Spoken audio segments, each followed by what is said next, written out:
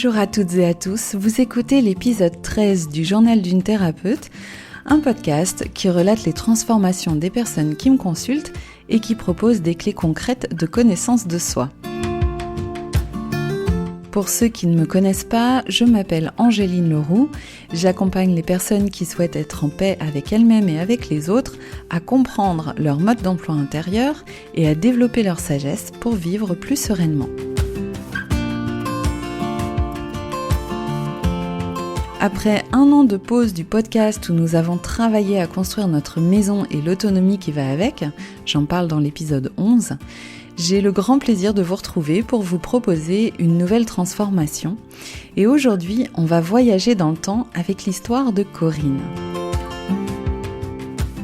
Corinne me consulte parce qu'elle est ménopausée et qu'elle a de fortes bouffées de chaleur depuis plusieurs années. Ces bouffées de chaleur perdurent, bien qu'elle ait essayé bon nombre de traitements et de solutions naturelles. En y réfléchissant, Corinne pense que ce désagrément pourrait venir de la génétique, puisque sa mère avait les mêmes symptômes. Et elle se dit que la peur de vieillir pourrait sans doute aussi être à l'origine de ces désagréments. De mon côté, je ressens plutôt qu'un soin du féminin blessé est nécessaire. Étant donné que rien ne sépare le physique de l'esprit, nous jetons un œil au décodage biologique de la ménopause qui mentionne un conflit entre le féminin et le masculin. Une ménopause mal vécue pourrait indiquer que le masculin étouffe le féminin, ce que le men oppose au féminin. Corinne me parle de l'histoire de sa lignée.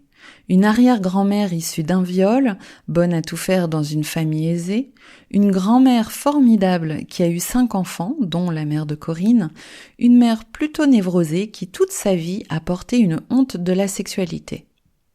Je propose alors à Corinne de faire un voyage multidimensionnel pour explorer ses mémoires. Ce que j'appelle un voyage multidimensionnel s'apparente à l'hypnose régressive quantique développée par Dolores Cannon. Je m'explique. Cet accompagnement part du postulat que la conscience est une et vit en chacun de nous et en tout ce qui est. Du point de vue de la science quantique, toutes les dimensions de l'existence sont entrelacées. Les scientifiques appellent ça l'intrication quantique. Ça signifie simplement que toutes les existences parallèles, qu'on appelle les vies antérieures, les mémoires de l'âme, l'histoire personnelle, l'histoire transpersonnelle, impactent la vie présente d'un être. Toute expérience qui n'est pas pleinement intégrée impacte l'existence actuelle. Les expériences d'une âme sont infinies et un certain nombre de ces expériences sont liées à ce qu'un être a besoin d'expérimenter. Toutes les mémoires renferment donc des informations que l'on peut modifier et intégrer. J'en avais parlé dans les épisodes 3, 4 et 5 sur le karma. Ce qu'il faut retenir, c'est qu'une histoire est simplement le contenant d'un vécu. C'est un support. Ce n'est pas l'histoire qui est importante, mais le vécu qu'elle génère. Ce que j'entends par vécu, c'est ce qui se passe sur le plan émotionnel et sur le plan de la conscience. Ce que je vis, c'est ce que je ressens et ce dont j'ai conscience. Ce que nous avons tous en commun, c'est de vivre de multiples expériences afin de discerner l'illusion de la vérité. Autrement dit, discerner ce que je ne suis pas pour me rapprocher de ce que je veux être. Il s'agit de devenir le créateur conscient de son propre monde. Ce qui va nous aiguiller pour devenir le créateur conscient de notre propre monde, c'est l'impact de nos actes sur les autres et l'impact des autres sur nous. La particularité de ce type d'accompagnement, c'est que la personne trouve elle-même à la fois l'origine d'une difficulté et la solution. Je ne fais aucune suggestion, je ne suis là que pour faciliter la connexion de la personne à ces informations. Au départ de ce voyage dans l'espace et le temps, Corinne voit une femme, petite, rabougrie et bossue qui ne va pas bien. Elle porte une grande tristesse ainsi qu'une incompréhension, une confusion. Cette femme vit seule, dans la forêt, dans une cabane, pas très grande, en bois marron vieilli. À l'intérieur, c'est propre, mais il y a le strict minimum, et cette femme, pauvre, semble ne vivre que pour subvenir à ses besoins élémentaires. Elle n'a ni mari, ni enfant, ni amis, ni famille. Je demande à Corinne de trouver pourquoi cette femme vit dans une telle solitude et où se trouve sa famille. Après un laps de temps, Corinne voit un puits, une citerne avec beaucoup de souffrance, beaucoup de tristesse. Quelqu'un s'est jeté dedans. Elle dit percevoir une autre femme et quelque chose de caché, de pas clair, comme un secret. Est-ce qu'un lien unit ces deux femmes ? Oui. Celle qui s'est suicidée est la mère de celle qui vit dans la forêt. Corinne poursuit son exploration et découvre alors la présence d'un autre enfant, un bébé, mort. Il n'est pas mort naturellement. C'est la mère qui a tué son enfant. Elle est rongée de culpabilité. Elle ne pouvait pas s'occuper de cet enfant, elle était bien trop pauvre et a donc choisi l'homicide. Corinne pense que cette femme aurait pu faire un autre choix et laisser cet enfant à quelqu'un ou le déposer quelque part.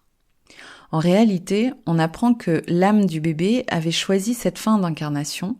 C'était trop difficile pour lui de continuer et donc finalement, le choix de la mère était parfait pour lui.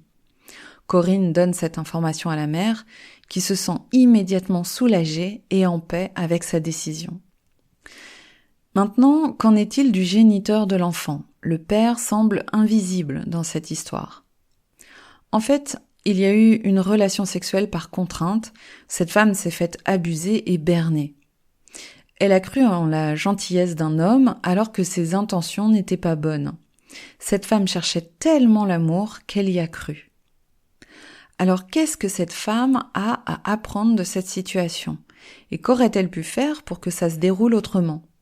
Corinne dit que cette femme devait prendre le temps de connaître cet homme plutôt que de lui faire confiance aveuglément. Elle pouvait prendre le temps nécessaire de l'observer, de se renseigner, prendre le temps de le cerner avant de le faire entrer dans sa vie. C'était un beau parleur, mais les actes, eux, ne trompent pas. Et en prenant le temps nécessaire pour cerner cet homme, elle n'aurait pas eu cet enfant et elle aurait pu se préserver. Là était l'expérience à intégrer pour cette femme. Qu'en est-il de sa fille, cette femme qui vit seule dans la forêt ? Elle n'a pas compris ce qui avait conduit sa mère au suicide. Corinne lui donne alors toutes les informations. Nous regardons ainsi une nouvelle ligne de temps se dessiner. Soulagée, la tristesse envolée, cette femme se redresse. Elle éprouve de la compassion pour l'expérience de sa mère et tout devient alors plus léger pour elle. Elle n'est plus isolée, elle ne subit plus sa vie, elle a changé son rapport à l'homme et ressent maintenant avec clairvoyance les intentions des hommes qu'elle côtoie. Sa maison a retrouvé un aspect convenable et les enfants font maintenant partie de sa vie. Quel est donc le lien entre cette histoire et les bouffées de chaleur de Corinne ? La conscience répond. Le développement des ressentis, la clairvoyance. Corinne a besoin de se brancher sur ces aspects du féminin. Ok. Y a-t-il encore autre chose à explorer pour aider Corinne dans sa vie actuelle ? Oui, une autre mémoire. Corinne voit alors des religieuses habillées de vêtements gris avec des capuches dans un couvent. Elle situe la scène en France autour de 1800. Elle ressent beaucoup de stress. La vie de ces religieuses est faite de contraintes, elles vivent sous l'autorité d'un homme, un prêtre. Et ce prêtre est violent, il abuse d'elles. Elles sont terrorisées et soumises. Elles vivent une véritable injustice. Toutes les religieuses savent ce qui se passe et personne ne parle. Corinne perçoit en plus qu'il y a de la rivalité entre les sœurs.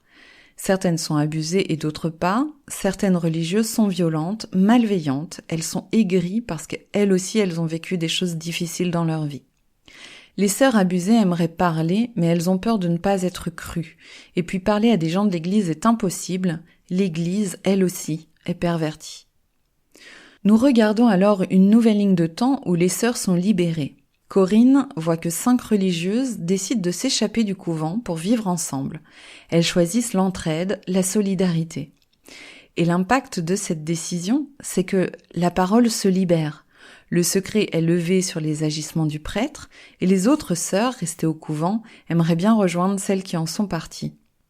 Ces religieuses passent donc de l'emprisonnement et la soumission à la liberté. Corinne donne ces informations aux sœurs qui maintenant retrouvent espoir et courage d'agir. Leur apprentissage, retrouver leur souveraineté, avoir confiance les unes dans les autres, s'appuyer sur la sororité et retrouver l'amour d'elles-mêmes. Elles expérimentent maintenant la puissance dans l'union du féminin. Ce que cette mémoire apprend à Corinne aujourd'hui, c'est de lui montrer la foi dans le féminin. Son moi profond l'invite à développer la foi en elle, à se faire confiance et à voir la femme puissante qu'elle est, dont elle n'a pas encore tout à fait conscience aujourd'hui. Ce féminin lumineux, nous irons à sa rencontre lors d'un prochain voyage. À la fin de la séance, Corinne me dit que cette histoire a beaucoup résonné avec sa vie actuelle, car la liberté est extrêmement importante pour elle et elle n'accepterait pas d'avoir à se soumettre. Elle fait le lien, bien sûr, avec ce qui se passe en ce moment dans l'actualité. Elle me dit aussi être étonnée d'avoir accès à toutes ces informations, parce qu'elle se méfiait avant la séance du mental, qui pouvait inventer un tas d'histoires illusoires, mais que, ayant été plusieurs fois émue et bouleversée pendant ce voyage, elle ne doutait plus de la véracité des ressentis et de ce qui s'est vécu. Il y a quelque chose d'important à retenir de l'expérience de Corinne et de ce genre d'accompagnement, c'est que on ne change pas les circonstances de ce qui s'est passé. On acquiert simplement plus de conscience face à une situation. Et c'est l'acquisition de ce supplément de conscience qui change de facto la ligne de temps. Ainsi, une situation n'a plus besoin de se répéter dès l'instant où on en a saisi sa raison d'être. C'est important de le savoir parce que ça signifie que si vous faites une introspection sur un événement passé et que vous savez en tirer un apprentissage, cela peut suffire à rompre des schémas répétitifs. Maintenant, j'observe aussi que la vie peut nous représenter une situation comparable pour nous donner l'occasion d'agir différemment et ainsi d'intégrer cellulairement un savoir. Intégrer cellulairement un savoir, c'est-à-dire de façon empirique, c'est ce que j'appelle la génétique. Ainsi, rien n'est gravé dans le marbre et les facteurs dits génétiques ne sont jamais que des mémoires encodées dans le corps. Déprogrammez la mémoire et vous changez le code génétique. Vous voyez que Corinne, en prenant conscience des circonstances de ces deux histoires, a créé de nouvelles possibilités, a acquis plus de conscience et a permis de faire le lien avec sa vie actuelle. Peu importe que ces histoires soient vraies ou fausses, là n'est pas la question et on ne peut rien prouver. Ce qui compte, c'est ce qu'elle a ressenti, ce qu'elle a compris et ce qu'elle va en faire à titre personnel aujourd'hui. Corinne me confie plus tard que les deux situations sont en lien avec sa mère. La première étant une vie parallèle, et pour la seconde, elle pense qu'elle faisait partie toutes les deux des religieuses. Corinne me raconte qu'elle s'est connectée à sa mère pour lui transmettre toutes les informations et que ça l'avait vraiment beaucoup soulagée. Elle dit avoir reçu une grande bouffée d'amour de sa part. Si cet épisode vous a parlé, vous pouvez partager votre expérience, votre avis ou vos questions en me laissant un commentaire. Et puis si vous souhaitez me soutenir gratuitement, partager et aimer le podcast favorise sa visibilité. Comme je publie les épisodes sans suivre un agenda régulier, vous abonner au podcast vous permettra d'être notifié lors de la sortie du prochain épisode. Je vous remercie beaucoup de m'avoir écouté.